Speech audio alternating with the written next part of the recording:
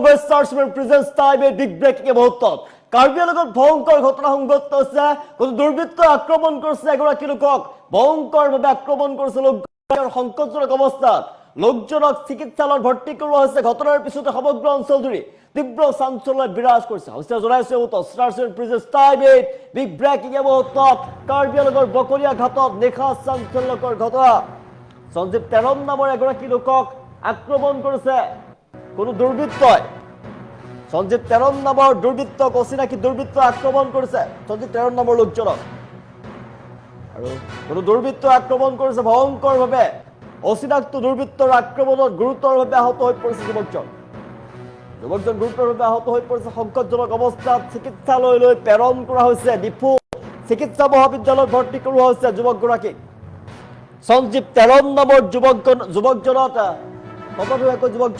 প্ৰেৰণ কৰা হৈছে চিকিৎসালয়লৈ সমগ্ৰ ঘটনাক লৈ বকলিয়া ঘাট আৰক্ষী তদন্ত আৰম্ভ সমগ্ৰ অঞ্চলটোৰ তীব্ৰ চাঞ্চল্য বিৰাজ কৰিছে ঘটনাৰ পাছতে কোনো দুৰ্বৃত্তই নিশাৰ ভাগতে আক্ৰমণ কৰে আৰু গুৰুতৰভাৱে আঘাতপ্ৰাপ্ত হৈ পৰে লোকজন আৰু সংকটজনক অৱস্থাত সঞ্জীৱ তেৰণ নামৰ যিগৰাকী লোক সেই লোকজনক চিকিৎসা মহাবিদ্যালয়ত ভৰ্তি কৰোৱা হৈছে অচিনাক্ত দুৰ্বৃত্তৰ আক্ৰমণত গুৰুতৰভাৱে আহত হৈ পৰে যুৱকজন কাৰ্বি আংলঙৰ বকলিয়া ঘাটত নিশাৰ ভাগত ভয়ংকৰ আক্ৰমণৰ ঘটনা সংঘটিত হৈছে কোনো অচিনাকি দুৰ্বৃত্তই আক্ৰমণ কৰে আৰু দুৰ্বৃত্তৰ আক্ৰমণত গুৰুতৰভাৱে আঘাত পায় যুৱকজনৰ নাম সঞ্জীৱ তেৰণ বুলি জানিব পৰা গৈছে সঞ্জীৱ তেৰণক সংকটজনক অৱস্থাত চিকিৎসালয়ত ভৰ্তি কৰোৱা হৈছে ঘটনাৰ পিছতে চিকিৎসালয়ত ভৰ্তি কৰোৱা হৈছে সঞ্জীৱ তেৰণক আৰু সঞ্জীৱ তেৰণ নামৰ যুৱকগৰাকী দুৰ্বৃত্তই নিশাৰ ভাগত আক্ৰমণ কৰে আৰু ভয়ংকৰ আক্ৰমণ কৰে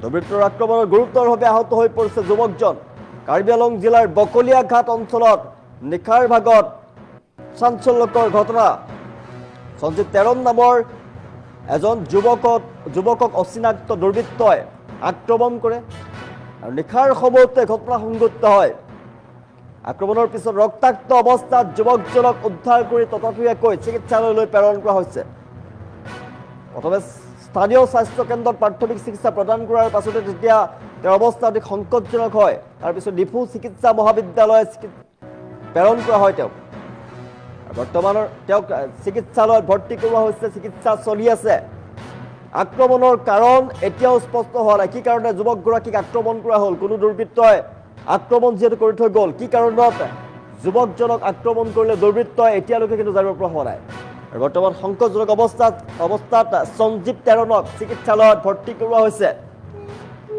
আক্ৰমণৰ কাৰণ এতিয়াও স্পষ্ট হোৱা নাই ব্যক্তিগত শত্ৰুতা নে পূৰ্বৰ কোনোবা বিবাদ নান কোনো কাৰণত আক্ৰমণ সংঘটিত হ'ল সেয়া তদন্তৰ পিছতহে পোহৰলৈ আহিব সমগ্ৰ ঘটনা সন্দৰ্ভত বকলিয়া ঘাট আৰক্ষীয়ে ইতিমধ্যে তদন্ত আৰম্ভ কৰিছে আৰু সেই ঘটনাৰ সৈতে জড়িত দুৰ্বৃত্তক চিনাক্ত কৰাৰ লগতে ঘটনাৰ সকলো দিশৰ খতিয়ান লৈছে এই সমগ্ৰ ঘটনাই তীব্ৰ চাঞ্চল্যৰ সৃষ্টি কৰিছে অঞ্চলজুৰি বকলিয়া ঘাট অঞ্চলত উদ্বেগৰ সৃষ্টি কৰিছে স্থানীয় ৰাইজে দোষীক অতি সোনকালে গ্ৰেপ্তাৰ কৰি কঠোৰ শাস্তি প্ৰদান কৰাৰ দাবী জনাইছে আৰু সেই ঘটনাৰ সন্দৰ্ভত অধিক তথ্য সংগ্ৰহৰ বাবে তদন্ত অব্যাহত ৰাখিছে আৰু শীঘ্ৰেই প্ৰকৃত সত্য পোহৰলৈ আহিব বুলি আশা প্ৰকাশ কৰা হৈছে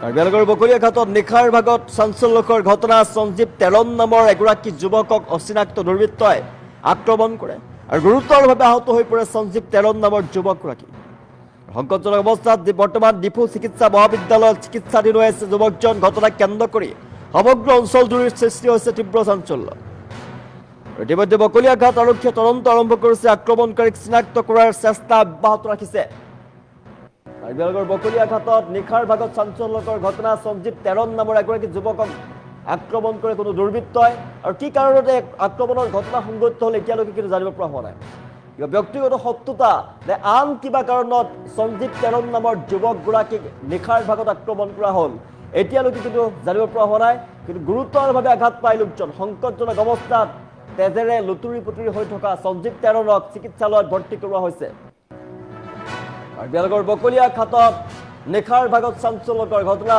ভয়ংকৰ আক্ৰমণৰ ঘটনা সংঘটিত হৈছে ঘটনাৰ পিছতে সমগ্ৰ অঞ্চলজুৰি তীব্ৰ চাঞ্চল্য বিৰাজ কৰিছে যুৱকজনৰ নাম সঞ্জীৱ তেৰণ নিশাৰ ভাগত সঞ্জীৱ তেৰণ নামৰ যুৱকগৰাকীক আক্ৰমণ কৰে কোনো দুৰ্বৃত্তই আৰু কি কাৰণে আক্ৰমণৰ ঘটনা সংঘটিত হ'ল, কি কাৰণে সঞ্জীৱ তেৰণক আক্ৰমণ কৰিলে ভয়ংকৰভাৱে আৰু গুৰুতৰভাৱে আঘাতপ্ৰাপ্ত হৈ পৰিছে সঞ্জীৱ তেৰণ। আৰু সঞ্জীৱ তেৰণক বৰ্তমান চিকিৎসালয়ত ভৰ্তি কৰোৱা হৈছে, উন্নত চিকিৎসাৰ বাবে তেওঁক চিকিৎসালয়ত ভৰ্তি কৰোৱা হৈছে। কাৰ্বি আংলঙৰ বকৰিয়াঘাটত নিশাৰ ভাগত চাঞ্চল্যকৰ ঘটনা। ব্যক্তিগত শত্ৰুতা নে আন কিবা কাৰণত যুৱকজনক আক্ৰমণ কৰা হ'ল সঞ্জীৱ তেৰণ নামৰ যুৱকগৰাকী, এতিয়ালৈকে জানিব পৰা হোৱা নাই। আৰু সমগ্ৰ ঘটনা সন্দৰ্ভত আৰক্ষীৰ তদন্ত অব্যাহত আছে। আৰক্ষীৰ তদন্তৰ পাছত জানিব পৰা যাব প্ৰকৃত ৰহস্য পোহৰলৈ আহিব, কি কাৰণত সঞ্জীৱ তেৰণ নামৰ যুৱকগৰাকীক নিশাৰ ভাগত ভয়ংকৰভাৱে আক্ৰমণ কৰিলে কোনো দুৰ্বৃত্তৰ দলে। দুৰ্বৃত্তৰ ঠিকনা বিচাৰি, দুৰ্বৃত্তৰ তথ্য বিচাৰি ইতিমধ্যে আৰম্ভ কৰিছে তদন্ত আৰক্ষীৰ ফালৰ পৰা। ঘটনাক লৈ সমগ্ৰ বকলিয়াঘাটত চাঞ্চল্যৰ সৃষ্টি হৈছে। সমগ্ৰ বকলিয়াঘাটতে আৰু ৰাইজৰ ফালৰ পৰা প্ৰতিক্ৰিয়া প্ৰকাশ কৰা হৈছে। শীঘ্ৰেই দোষীক কৰায়ত্ব কৰিব লাগে আৰক্ষীয়ে আৰু কঠোৰৰ পৰা কঠোৰ শাস্তি প্ৰদান কৰিব লাগে। সঞ্জীৱ তেৰণ নামৰ যুৱকগৰাকীক আক্ৰমণ কৰা দুৰ্বৃত্তৰ বিৰুদ্ধে কঠোৰ ব্যৱস্থা গ্ৰহণ কৰিব লাগে।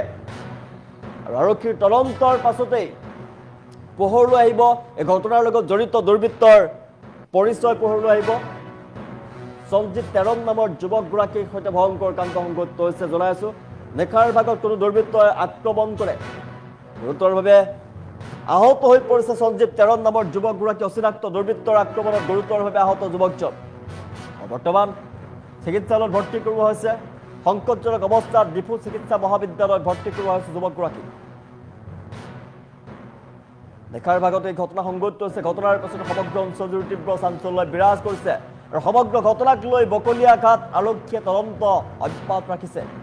কাৰ্বি আংলঙৰ বকলিয়াঘাটত নিশাৰ ভাগত এই ঘটনা সংঘটিত হৈছে। ঘটনাৰ পিছতেই তীব্ৰ চাঞ্চল্য সমগ্ৰ অঞ্চলজুৰি তীব্ৰ চাঞ্চল্য বিৰাজ কৰিছে। কাৰ্বি আংলঙৰ বকলিয়াঘাটত নিশাৰ ভাগত চাঞ্চল্যকৰ ঘটনা, দুৰ্বৃত্তৰ আক্ৰমণত গুৰুতৰভাৱে আহত হৈ পৰিছে এগৰাকী যুৱক। নিশাৰ ভাগত এই চাঞ্চল্যকৰ ঘটনা সংঘটিত হয়। সঞ্জীৱ তেৰণ নামৰ যুৱকগৰাকীক অচিনাক্ত দুৰ্বৃত্তই আক্ৰমণ কৰে। অচিনাক্ত দুৰ্বৃত্তৰ আক্ৰমণৰ বলি হৈ গুৰুতৰভাৱে আহত হৈ পৰে সঞ্জীৱ তেৰণ।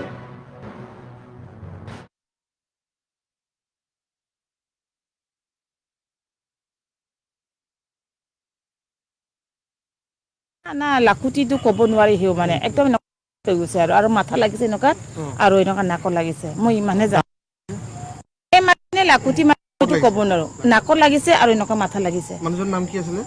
সঞ্জীৱ তেৰণ। ঘৰ ক'ত আছিলে? ৰজাপথাৰ বুকুলীয়া চামপথাৰ বুলি কয়। চামপথাৰ। হয়। এতিয়া ডিফু লৈ গৈছে নেকি? এতিয়া ডিফু লৈছে।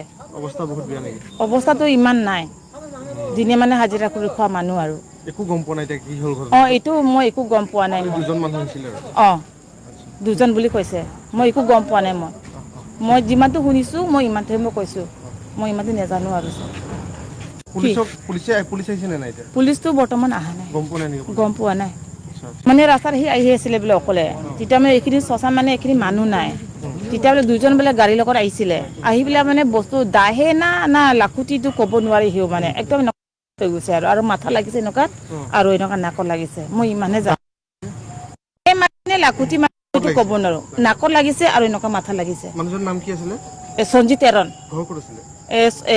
ৰজাপথাৰ বুকুলীয়া চামপথাৰ বুলি কয়। চামপথাৰ। হয়। এতিয়া ডিফু লৈ গৈছে নেকি? এতিয়া ডিফু লৈছে। অৱস্থা বহুত বেয়া নেকি? অৱস্থাটো ইমান নাই, দিনে মানে হাজিৰা কৰি খোৱা মানুহ আৰু একো গম পোৱা নাই এতিয়া কি হ'ল ঘটনা? এইটো মই একো গম পোৱা নাই। দুজন মানুহ হৈছিলে আৰু দুজন বুলি কৈছে, মই একো গম পোৱা নাই। মই যিমানটো শুনিছোঁ মই ইমানটোহে মই কৈছোঁ, মই ইমানটো নাজানো আৰু পুলিচ আহিছে নে নাই এতিয়া? পুলিচটো বৰ্তমান অহা নাই। গম পোৱা নাই নেকি? গম পোৱা